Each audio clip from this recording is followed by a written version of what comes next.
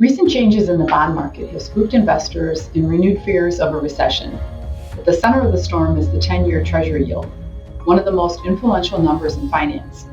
The yield, which represents borrowing costs for issuers of bonds, has climbed steadily in recent weeks, reaching 4.88%.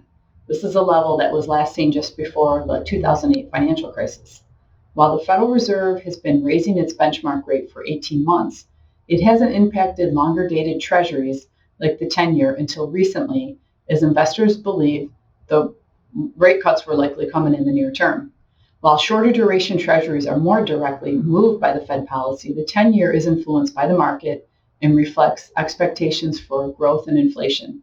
It's the rate that matters most to consumers, corporations, and governments, influencing trillions of dollars in home and auto loans, corporate and municipal bonds, commercial paper, and currencies.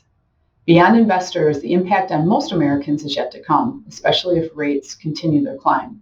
That's because the rise in long-term yields is helping the Fed in its fight against inflation. By tightening financial conditions and lowering asset prices, demand should ease as more Americans cut back on spending or lose their jobs.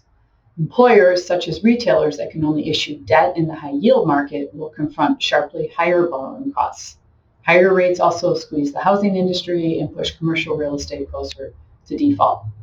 The spike in yields also adds pressure to regional banks that are holding bonds which have fallen in value. This is one of the key factors in the failures of Silicon Valley Bank and First Republic. Since the Fed began raising rates last year, there have been two episodes of financial turmoil. The September 2022 collapse in the United Kingdom's government bonds and the March 2023 U.S. regional banking crisis.